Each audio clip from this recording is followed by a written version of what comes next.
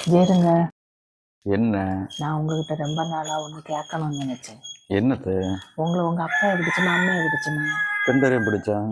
உங்களுக்கு என்ன பிடிச்சுமா உங்க அம்மையை பிடிச்சுமா? அது தெரிஞ்சு நீ இப்போ என்ன செய்ய போற? சொல்லுங்க. என்னை நான் ஏதாவது சொல்லி கிடந்து சண்டை பிடிச்சாங்க.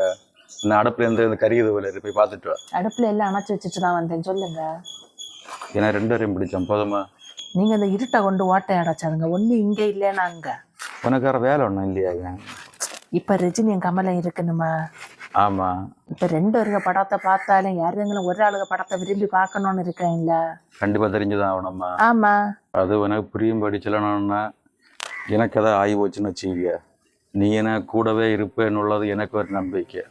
ஆனால் அம்மா என்ன அப்படி இல்லை. அம்மா எனக்கு கூட தான் இருப்பேன். நான் அம்மா நானும் வேற வேற இல்லை. நான் தான் அம்மா, அம்மா தான் நான்.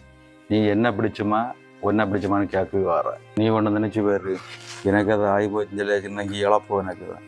ஆனால் நீ என்ன கொஞ்சம் கொஞ்சமாக மறந்துட்டு பிள்ளைகளை சுட்டி வாழ்ந்து தான் ஆகணும். ஆனால் அம்மா என்ன அப்படி இல்லை. அம்மா சாவுக்கு முன்னாடி பிள்ளை ஏதாவது போயிட்டோன்னு வச்சுக்க, அவைய அதை நினச்சி உருகியே செத்து போவேன். இனிவனை என்ன தெரியாண்ணா, அம்மாவை பிடிச்சுமா பெண்டாட்டியை பிடிச்சுமாண்ணா? அம்மா ஒரு கைஞ்சில் நங்கி பெண்டாட்டி இன்னொரு கை.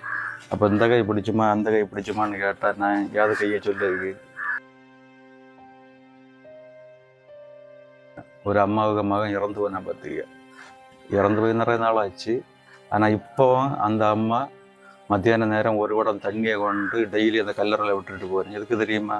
அந்த மகனுக்கு சூடாக இருக்கான்னு. அதுதான் அம்மா.